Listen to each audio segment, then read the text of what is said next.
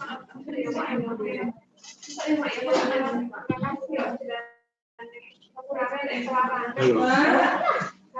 Assalamualaikum. Ya. Baik, assalamualaikum warahmatullahi wabarakatuh. Waalaikumsalam warahmatullahi wabarakatuh. Ya, ini di kameranya dinyalakan ya. Silakan untuk ini kelompok berapa ini?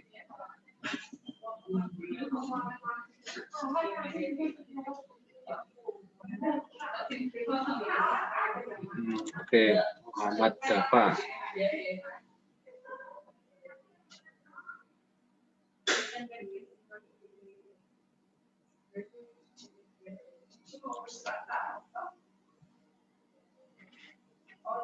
Iya, oke, penilaian reksadana dan produk derivatif. Oke, silakan.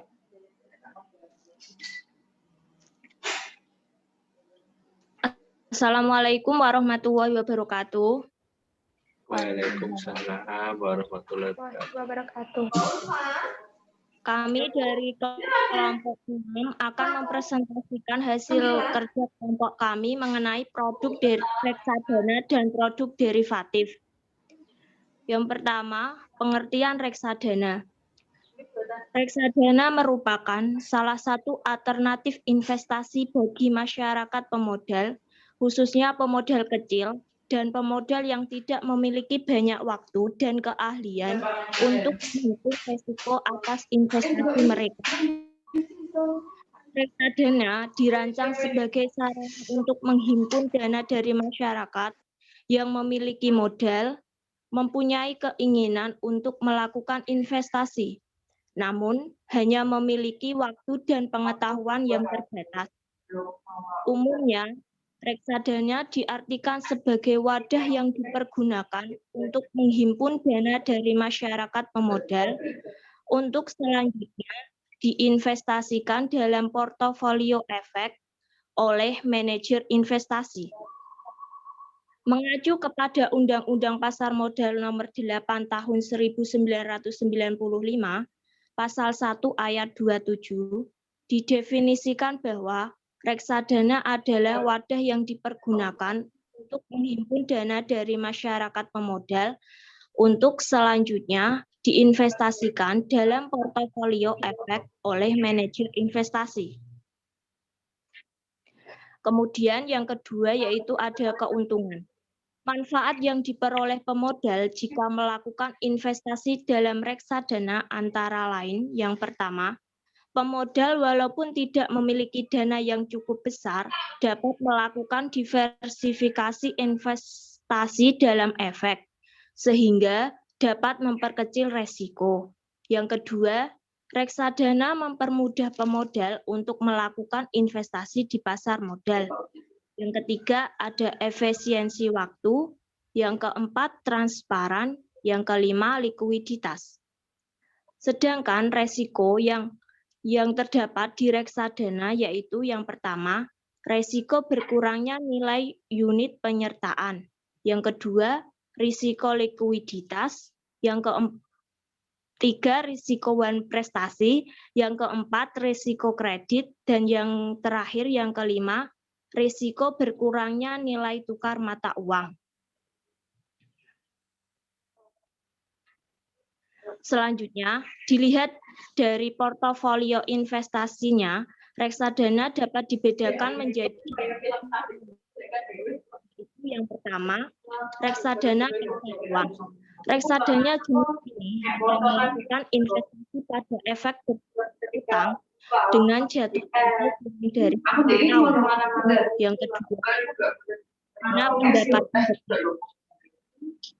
reksadana jenis ini melakukan investasi sekurang-kurangnya 80% dari aktivanya dalam bentuk efek bersifat utang. Yang ketiga, reksadana saham. Reksadana jenis ini melakukan investasi sekurang-kurangnya 80% dari aktivanya dalam bentuk efek bersifat ekuitas. Yang keempat, reksadana efektivitas dan efek bersifat utang dengan komposisi yang tidak dibatasi atau ditentukan. Kemudian yang kelima, reksadana terproteksi terhadap nilai awal investasi. 6. Reksadana penjaminan memberikan penjaminan atas nilai modal berikut hasil investasi yang akan diperoleh pada saat jatuh tempo. Reksadana indeks memiliki pertumbuhan yang menjadi acuan reksadana tersebut. Selanjutnya akan dilanjutkan oleh Elisa.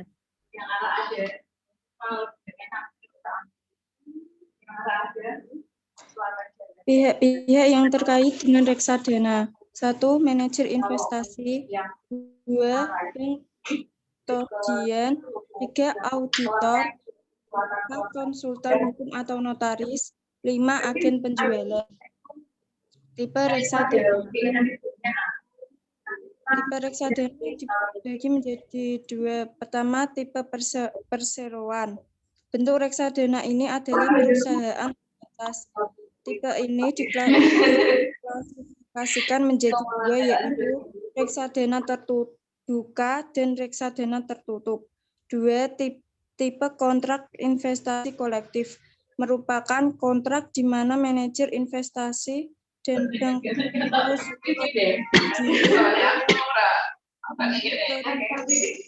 dan yang mewakili legalisasi dari pemilik unit atau investor.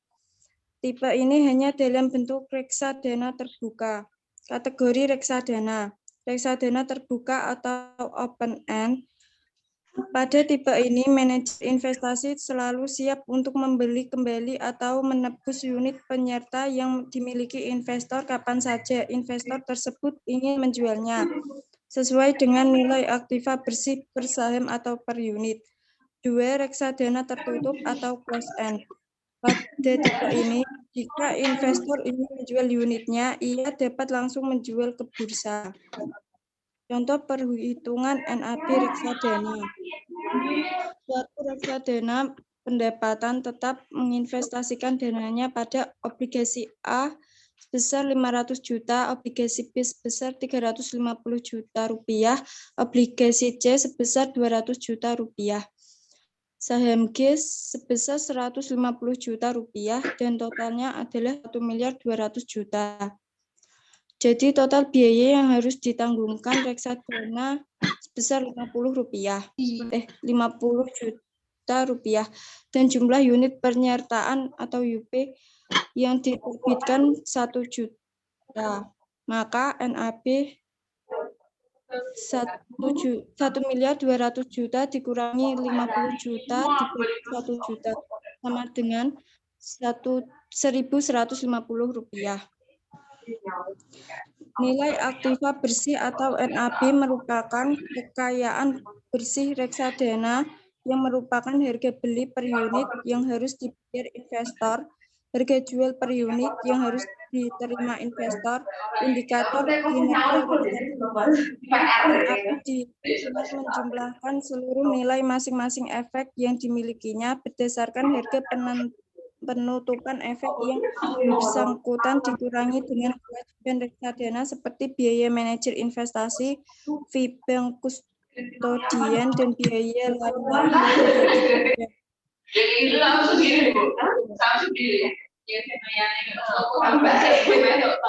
Selanjutnya akan dilanjutkan oleh teman saya.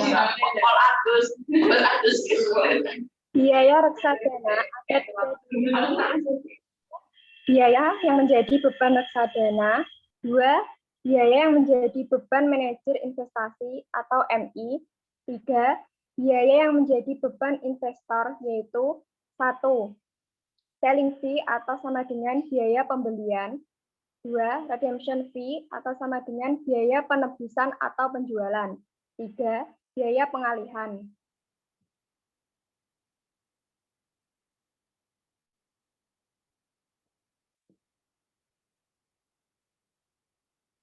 Contoh, seorang investor memiliki dana sejumlah 50 juta dan hendak membeli suatu reksadana. NAB reksadana tersebut 1.250. Saving fee 1%. Maka jumlah UP yang diperoleh adalah UP sama dengan jumlah dana yang dimiliki dikali 1 min selling fee per NAB. UP sama dengan 50 juta dikali 1 min 0,01 per 1.250 sama dengan 39.600 UP.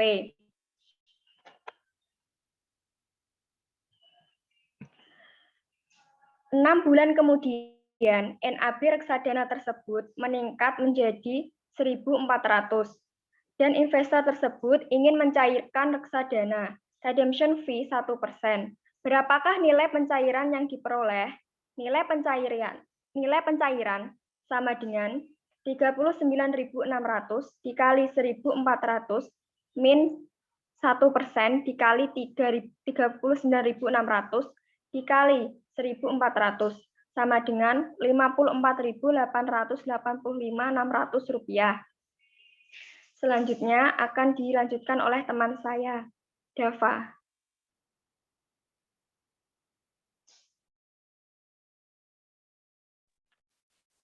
Produk derivatif.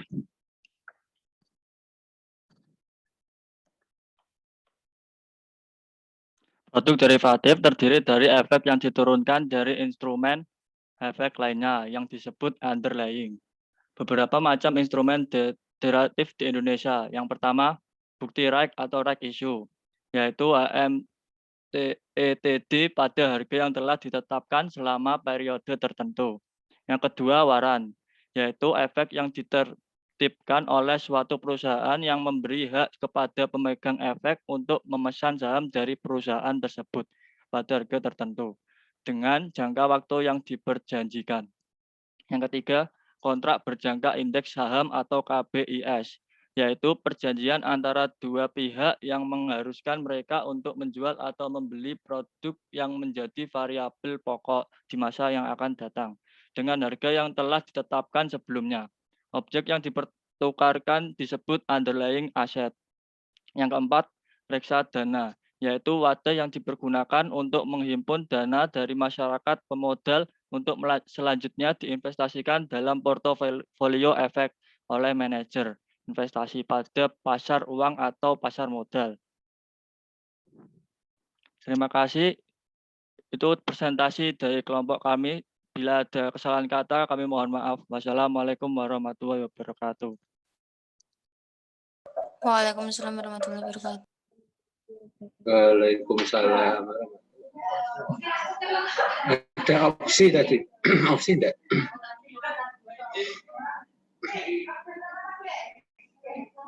Opsi ada enggak?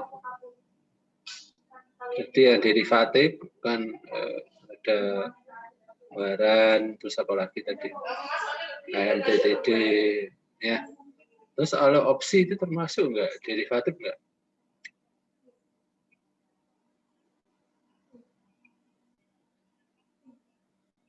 Ya, termasuk ya, opsi itu termasuk. Coba di share screen tadi yang jenis-jenisnya derivatif tadi mana Mas Dava?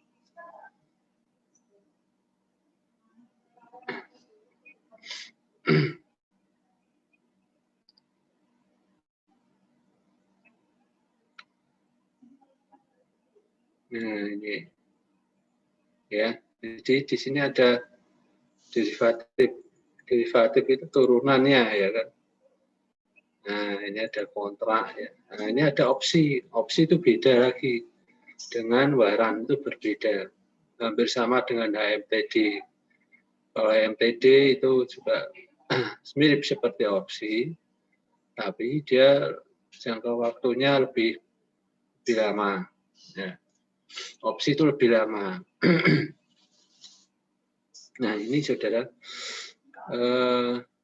opsi itu ada dua, ada opsi jual dan opsi beli, atau istilahnya put option sama call option. Nah, ini belum dibahas ini ya. Put option sama call option. Put option itu adalah opsi untuk pada saat akan membeli. Nah, kalau call option itu, put option itu akan menjual ya. Kalau call option itu akan membeli. Ya, kalau call itu mau membeli. Nah, kapan saudara membelinya? Ya, kalau opsi beli, ya opsi beli itu artinya apa? Dia beli harga apa namanya 4.000. Nah, terus ternyata harga naik jadi 4.200. Nah, ini dia harus menggunakan opsi beli. Ya, ketika dia membeli sekuritas yang harganya 4.200 dengan harga 4.000 sehingga ada keuntungan. Nah, itulah namanya opsi beli atau call option. Nah, sekarang kalau put option itu adalah opsi jual ya, opsi jual. Nah, opsi untuk menjual. Jadi opsi untuk menjual misalnya kalau harga itu 4.000. Ya kan? Harga pada saat dia membeli opsi harga sekuritas 4.000. Terus harga turun menjadi 3.800. Nah, karena dia punya opsi tadi, maka dia menggunakan opsinya tadi 4.200, 4.000 rupiah sehingga dia dapat keuntungan 3, yaitu keuntungannya 4.000 dikurangi 3.800, 200 rupiah ya.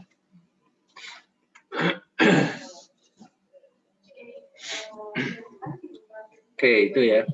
Tadi nanti tambah ke ya. Kelompok Dava ini. Pak? Duh, kok hilang kabeh? Dinyalakan coba kameranya.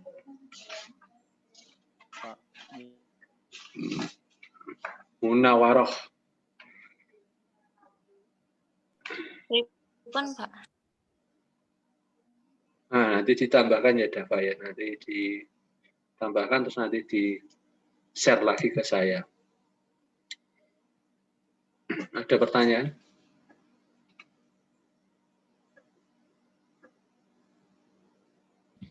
Ada pertanyaan, saudara?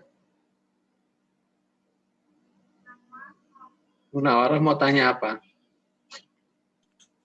Belum ada, Pak. Ya itu nanti di chat itu ada diskusi ya, forum diskusi. Silahkan Anda buat pertanyaan dan atau mungkin ada satu case. Silahkan Anda upload aja case-case tadi. Nanti yang pertanyaannya berbobot, case-nya berbobot juga nanti akan saya beri nilai bagus. Ya, oke, itu ya. Nah, saya tunggu sampai jam 1. Silahkan Anda isi di kolom diskusi. Baik, cukup ya? Pak. Cukup? Iya, Pak. Cukup? Oke. Oke, ditutup Mas Dava.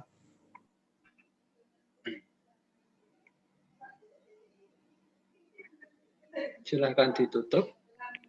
Kemudian, jika ada kesalahan dalam presentasi kelompok kami, saya mohon maaf. Assalamualaikum warahmatullahi wabarakatuh. Waalaikumsalam Waalaikumsalam warahmatullahi wabarakatuh.